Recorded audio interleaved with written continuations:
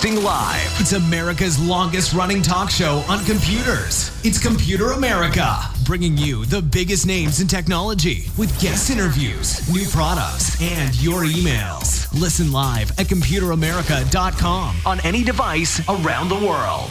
Email the show at live@computeramerica.com or find us on social media. Be sure to check out our website for contests, giveaways, show notes, live video stream, podcasts, and more. You're listening to Computer America.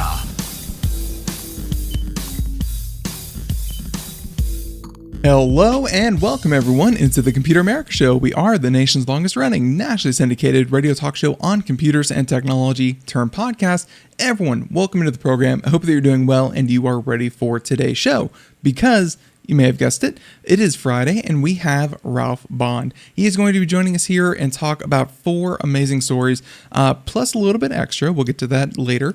But yeah, these are stories that are this time really focused on medical news, but you know, by and large, whenever Ralph comes on, he finds amazing stories that really do span a wide range of topics. And yeah, you know, sometimes we drill down, focus a little bit, and sometimes you're gonna get stories about a tank, building materials, renewable energy, you know, some fun stuff. Trust me, it's gonna be good. So with that being said, computeramerica.com, which is right now limping a little bit.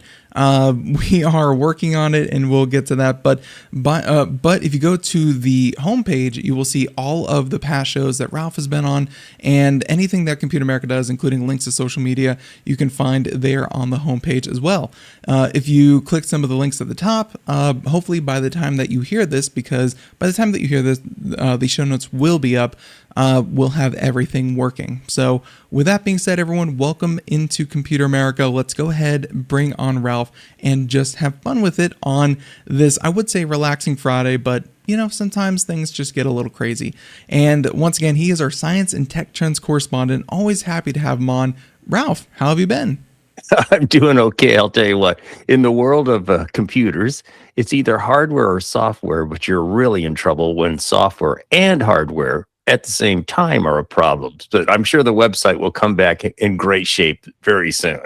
Yeah, and just to tell everyone out there, yeah, it's you know, I told Ralph just a little bit before.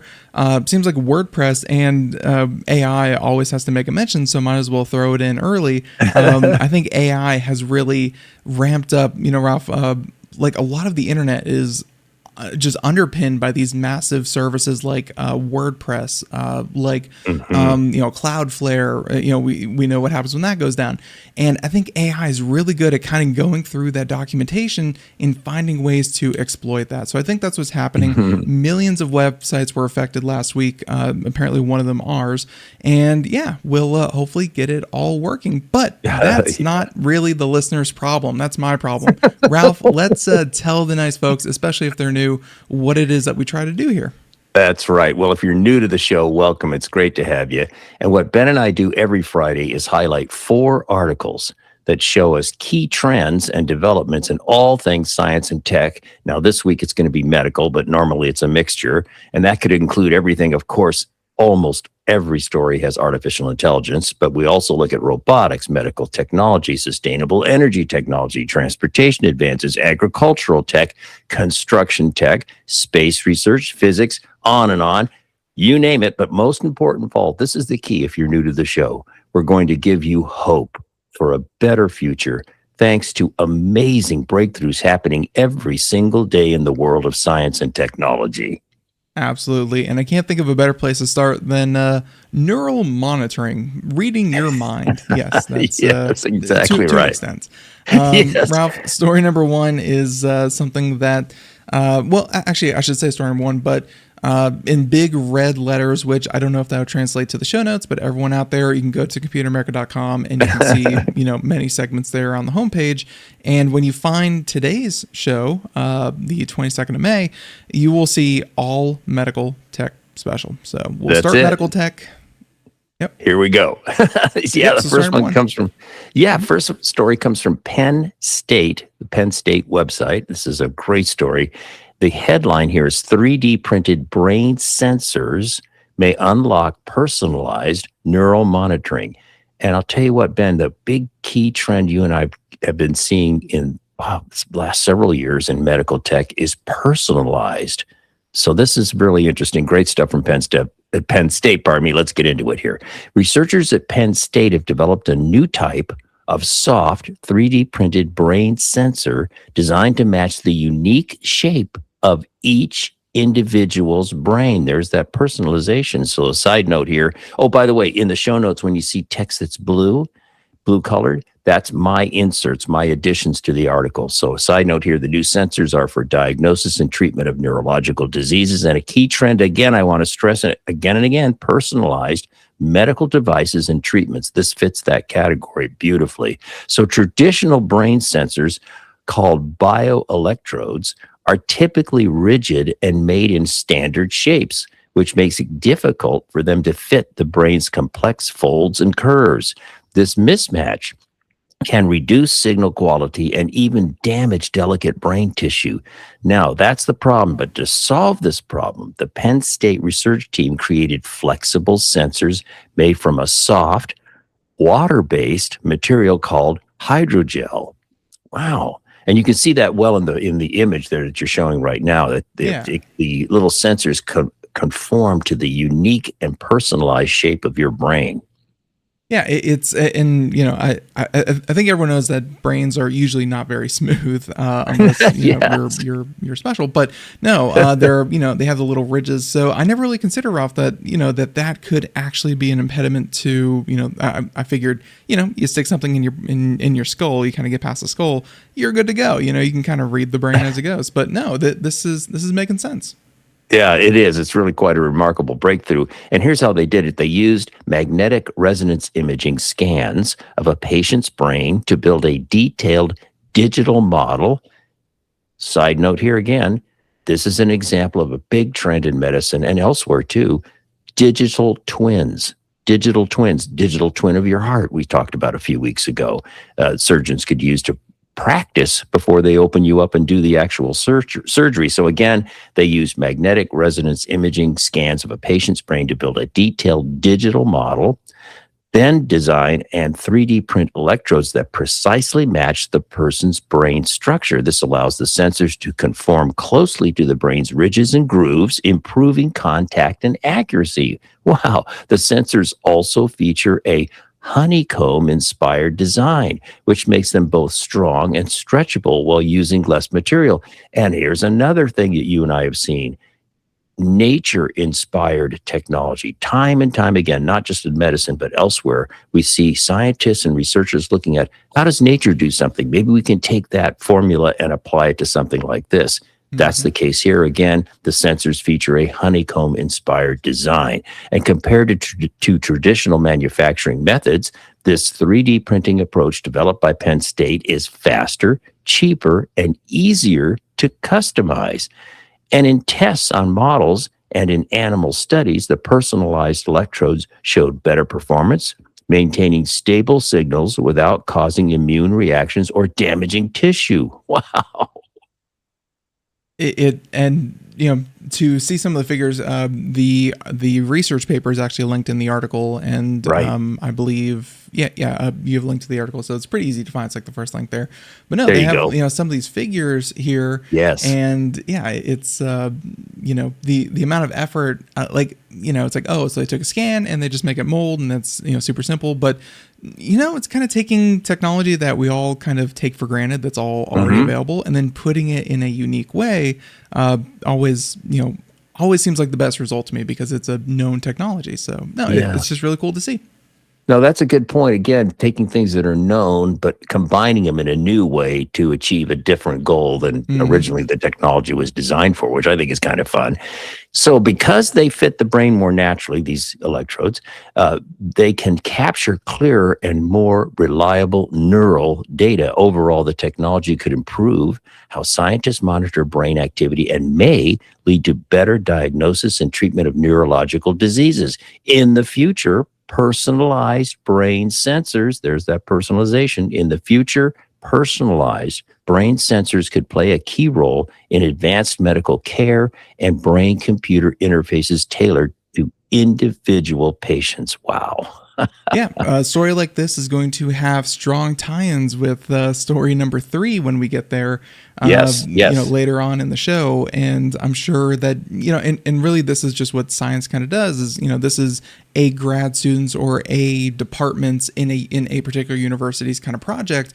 But, hey, research is available to everyone when they do something like this. So it will help private companies. It'll help other teams. So and hopefully maybe one day help you. So there you go.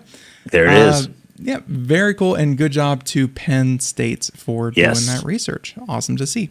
So story number 1, and let's go from the brain to, just kind of everywhere. And Ralph, it's one of the biggest things that surgeons say when they cut someone open. Wow, it's so dark in here. I'm sure that's what they say. That's what they say every time. So story number 2 might shed some light on the situation. Yes, this is fascinating. Another great American educational institution, in this case, Stanford University. So this is where the source of this article comes from, their publication called Stanford University Report. Here's the headline. Researchers use ultrasound to create light inside the body. Here's the subhead. A new technique using ultrasound waves to activate light-emitting nanoparticles could be used to manipulate cell signals or facilitate light-based medical treatments in the future. Wow. Okay, here we go. Stanford University researchers have developed a non-invasive method to generate light deep inside living tissue using ultrasound waves and specially engineered nanoparticles, offering a potential breakthrough for light-based medical treatments. So it's more in the field of light-based treatments than illuminating the zone that you're looking at. So, but it's still, a remarkable thing involving light. So here's how it works. The team created mechanoluminescent nanotransducers. Gotta love that. Mechanoluminescent nanotransducers. You can impress your friends and neighbors with reeling that out. These are tiny ceramic nanoparticles coated to be biocompatible and circulate in the bloodstream. Wow, these particles remain dark until exposed to focused ultrasound. This is fascinating. Make something light up through sound. What? These particles remain dark until exposed to focused ultrasound, which creates mechanical stress. This stress triggers the particles to emit light, effectively turning ultrasound into a steerable internal light source. Steerable, boy, Ben, we've seen this. We have seen this time and time again. So many different treatments and activities in the medical technology field where they are dispersing something into your bloodstream and being able to manipulate and steer it to the source or the target if it's treating a cancer or whatever. So this is a trend we've seen over and over again. So steerable light source is the thing that's so cool with this one. Yeah. Yeah. It definitely seems similar to like the contrast dye that they put in you, like before they do scans and stuff like that. Obviously this is, going to be a little bit different. I wonder if, when they inject this with you, it's like, okay, you're going to taste like you're licking a coffee mug. Because it's ceramic. No, probably not. But no, it filling your bloodstream with these little particles and then being able to, it's like, oh, the whole body is just full of that reactive, thing. So yeah, cool. So mechanoluminescent nanoparticles. That one, yeah. So here are the key advantages of this activity or this research. Non-invasive, so no surgical implants or tissue removal is needed. Deep penetration ultrasound passes through tissue with minimal scattering, unlike visible light, which scatters and attenuates quickly. And a little side note, if you need a definition of attenuation, I needed to look that up to remind myself. That's interesting. And then the other advantage here, or going on with the advantages, programmable targeting. By scanning the ultrasound focus, the researchers can direct light to multiple locations in a single session. And versatile applications potential for optogenetics, controlling neurons with light. Optogenetics, wow. Gene editing, photodynamic cancer therapy, and UV-based treatments. Whoa. And in their experimental activities, here are their results. The mouse mouse studies, thank you, mice again. The mouse studies, the system successfully generated light in the brain, gut, spinal cord, and muscle, and advanced genetically modified neurons in the brain, producing controllable behavior responses, for example, turning left or right depending on the brain region stimulated. So they were able to use that as well. Isn't that something? That one is weird. It's one thing to use it as kind of like a way to, kind of penetrate and illuminate and see, but to actually control behavior in the brain, which I guess the mechanical stretches generate some kind of electricity, blah, blah, blah, blah, blah. They were able to make the mouse turn left and turn right. That one is weird. Yeah. That's pretty freaky. And again, that activity is based on these activated genetically modified neurons. So you have these genetically modified neurons in the brain of the animal, and then you use this technique to control behavior. Yeah, that's pretty freaky. Yeah, and obviously this is this is about shining a light in the body and be able to take pictures and stuff like that. But I wonder if that kind of has some crossover with actually re-stimulating parts of the brain that may have been damaged. Interesting point. Doing stuff like that. So yeah, crazy research. Yeah, that's a very good point. Making connecting this to the idea of maybe someone with paralysis, and this could be a way of helping them move. Fascinating stuff. Going on, though, it says here, future potential for all this research. The approach could simplify and expand light-based therapies, reducing risk from implants and enabling precise, on-demand illumination for such things as neuroscience research and optogenetic control. That optogenetic control, that's the spooky stuff. Cancer treatment using targeted photodynamic therapy, gene editing with light-activated tools. That's some deep stuff there. And other optically driven medical procedures. The lead Stanford researcher notes that while the technology is promising, ongoing studies are needed to ensure safety and efficacy for human use. And this reminds me, Ben, folks, most of the stories Ben and I do are early research, many times twinkle in the eye research. That's why we're talking about trends and things to watch. And that's what we do most of the time every Friday. Yep. And I could definitely see how, getting these nano biocompatible coated ceramic things totally seems to penetrate a lot of places. But I could see Ralph could be like, well, how do we get them out next time? And yeah, that's something for the scientists to kind of see if they can do. So yes, very, very cool research. And honestly, I'm sure a lot of that went over my head, but what did kind of get stuck seems like they're really doing some amazing stuff. So cool stuff, Stanford. Okay, story number 2. Great. Story number 3. And if you recall, story number 1, we were talking about the 3D printed, brain monitoring, scanning things. Yes. And Ralph, they kind of wrapped that story number 1 up with, kind of brain, neural implants. Yes. Well, when you think neural implants, there's one company because they're worth a lot of money and it's tied to a gentleman who has a lot of influence, Neuralink. And, they don't often make it into, when they're not, showing off pigs, they don't really make it into the news that much. So it's really cool to see a story made it into our stories today.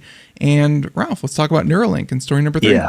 This is great. And this comes from one of my all-time favorite sources, interestingengineering.com. Great resource because they cover so many different topics. The headline here is Neuralink, that's Elon Musk's company, builds surgical robot to speed up brain implant procedures for patients. Subhead, specialized surgical robot is designed to automate the implementation of its brain-computer interfaces. And we have, of course, a link in the show notes. And there's a great video. We have a link to a YouTube video from them. And I encourage you all, please go and watch that entire video because they have a wonderful, wonderful explanation of what they're doing, what their challenge was, how they're working on this, and what its potential applications could be. So that's a wonderful video. But getting into this here, Neuralink has introduced a new surgical robot designed to automate the implementation of brain-computer interface devices. These devices allow the brain to communicate directly with computers by reading neural signals and turning them into digital commands. I think most of us are familiar, having seen news clips and video clips of maybe a patient with paralysis being able to think and make the computer type or make the computer speak, this kind of thing. This is what we're talking about. In the show notes, I have a side note. If you're not familiar with Neuralink, you can learn a little bit more about the company. The robot is a key part of Neuralink's system because implanting the device requires extreme precision. The process involves inserting extremely thin, flexible threads into the brain, and the video so wonderfully shows this. These threads are much thinner than a human hair and must avoid blood vessels to prevent damage. Here's the challenge. A human surgeon alone cannot reliably achieve this level of accuracy. So the robot is designed to handle the most delicate parts of the procedure. Wow. The system works somewhat like a sewing machine, although I think that's kind of a brutal analogy, but carefully placing electrodes into specific areas of the brain. It can insert multiple threads quickly and consistently, improving both speed and safety compared to manual surgery. So, Ben, I know you're showing the video, and again, go back and listen to the dialogue because it's just wonderful. Yeah, and of course it's really showing the sewing machine like analogy is actually pretty apt, because seeing the size of these threads that they're putting into people's brains. Well, that's fair. It is, straight up threads. They're very, very tiny. Yes. And just seeing the robot, Ralph, it's so fun that, I guess when I think back to when robots, when I first started paying attention to robots, they were, used in manufacturing cars and production lines and stuff like that. They were so clunky, and, they killed people because they would, crush them, by being in the wrong place at the wrong time. And now, Ralph, it's like, well, this procedure is too delicate for a human. So now we have a robot coming in to do the delicate part. And it's really, kind of turned about face as far as the advancements in robotics, just how accurate these things are. It's crazy. Oh, yeah. And again, the video just happened to be showing a moment ago some people with different disabilities, paralysis, wheelchair bound, maybe missing a limb, and being able to use their thoughts to, for example, bring a cup with a straw up to the face so the patient could drink. It is, whatever you think about Elon Musk, I must say Neuralink is fantastic in my opinion. So Neuralink's long-term goal is to make the entire surgery fully automated. Now get this, Ben, from opening the skull to placing the implant and closing the incision. This could make the procedure faster, cheaper, and more widely available. Imagine that, the robot kind of doing the whole thing. Probably a surgeon's there to help supervise and intervene if for some reason something goes wrong. I would certainly presume that, but wow. They're and what Neuralink is doing is great. I hope, that they achieve everything that the company is going out for. I will say, Ralph, I hope that they can adapt this technology to so many other surgeries, first off. But the immediate one is because I had my eyes corrected a couple of years ago. Oh, right. I could imagine, Ralph, what if one day, just getting your eyes corrected is not this, multi-$1,000 month-long wait kind of thing, but instead it's just, hey, it's you just go get it fixed and your eyes are good for 30, 40 years. Totally possible with something like this. And it's and like you said, the video itself is definitely worth the see. It's like 3 minutes, 4 minutes long. Definitely go check out the video too. It's really one of the best tutorial videos that I've come across in many years. So to wrap this up, the technology is mainly being developed to help people with neurological conditions such as paralysis, as the video so well points out. By translating brain activity into commands, patients may be able to control computers or other devices using only their thoughts, which again is the key thing behind Neuralink. And overall, the robot represents an important step towards scaling up brain implant technology. Through safety, ethics, and long-term effectiveness remain important concerns. So there's some things to be dealt with, but wow, what an achievement. Yeah, and of course, and just to get a little zoomed out here, which Elon Musk has been very clear about in the past about this technology, is that obviously you focus on the people with the need first, and you try to solve problems in society that you can, all that high-minded stuff, and totally worth doing. But I will say, Ralph, he's always been very clear that he sees this as something that able-bodied people will also do to themselves as well. It's just like we have a phone in our pocket, a watch on our wrist, whatever it may be. This is just going to be an extension of integrating ourselves with technology and having that information, making people better, so on and so forth. I could see why he wants to automate it, Ralph, because he wants this available to as many people to just do it, even if you are not paralyzed. He could see this happening to people who just want more integration. Which I don't know what you feel about that, but that's where he's kind of heading to. Oh yeah, I agree. And the thing that occurs to me as you were speaking about that is that one of the key trends to watch is I'll just call it the hybrid human.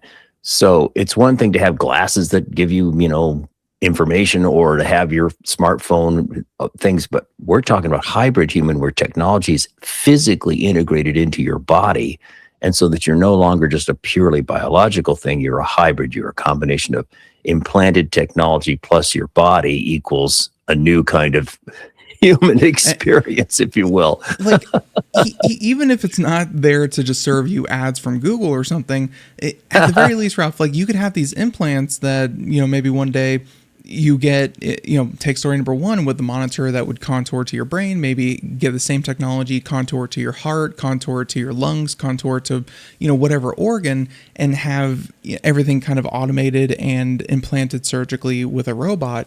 And Ralph, hopefully you bring that cost down. Everyone can do it, and it's very affordable to do it. What if these health markers that we're getting from our fitness devices, or our sleep devices, or whatever it may be, Ralph? What if we start to see healthcare really change, instead of being reactive and try to eat healthy, exercise, all the stuff you should do?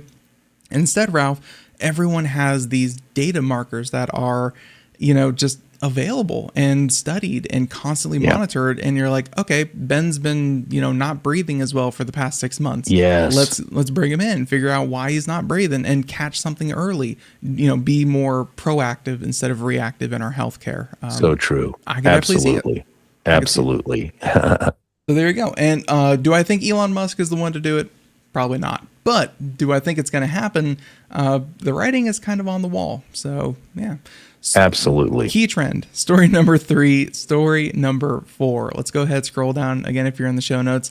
Story number 4, we're going to talk a little bit about, the brain again. And, story number 1, story number 2, both of them were essentially cutting a hole in the brain, putting something in, and you're good to go.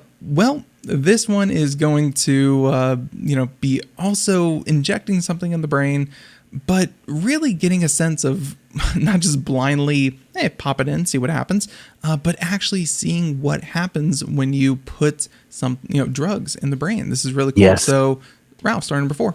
Yes, and this is another good one. SciTechDaily.com is the source here. The headline, MIT, of course, Massachusetts Institute of Technology. So MIT laser breakthrough lets scientists watch drugs enter the brain in real time. Okay. Scientists at MIT have discovered a new way to use laser light to study how drugs enter the brain in real time. Normally, when laser light travels through certain optical fibers, it becomes messy and scattered. That's attenuation we talked about earlier. But the researchers found that under very specific conditions, this chaotic light can be reorganized into a narrow, highly focused pencil beam. This focus beam can be used for advanced imaging of the blood-brain barrier, the protective layer that controls what enters the brain. Understanding this barrier is important because it often blocks medicines from reaching brain tissue. And Ben, we've talked about the blood-brain barrier in other stories over the last several years many times. So using their new laser technique, the team created detailed 3D images of this barrier about 25 times faster than existing methods while maintaining similar quality. Unlike older techniques that build images slice by slice, this method captures more information at once. And a major advantage is that scientists can now watch individual cells absorb drugs in real time without needing special dyes or labels Wow. The resolution on these cameras and these techniques, and it's probably not just a physical optic camera, but the resolution on these techniques is getting insane. No, it's crazy. And I love this part. Again, I want to read this. A major advantage is the scientists can now watch individual cells absorb drugs in real time without needing special dyes or labels. That's the ta-da breakthrough here. This allows the researchers to measure how quickly and effectively drugs enter the brain and interact with different cell types. This breakthrough could help speed up the development of treatments for neurological diseases like Alzheimer's and ALS, since researchers can directly see whether drugs reach their targets. Okay, and to wrap it up, overall, this discovery challenges previous assumptions about laser behavior and introduces a faster, simpler, and more powerful tool for studying the brain and improving drug design. I love it. It's really looking like this whole, I know blood-brain barrier, but like this whole idea of delivering drugs, doing it in a way that's, again, not just putting a giant needle through your skull and calling it a day, much more nuanced, much more hopefully effective as well, and less stressful to the body. Because, hey, Ralph, that's why these treatments are usually so detrimental to people's health, is they are so invasive. So, and Ralph, I gotta say, you really took a lap around the Ivy League, MIT, Penn State, and Stanford. Princeton, what was it? Was the second one? Stanford. Yeah, there we go. But yeah, you really took a lot of great research going on in universities. Always happy to see it.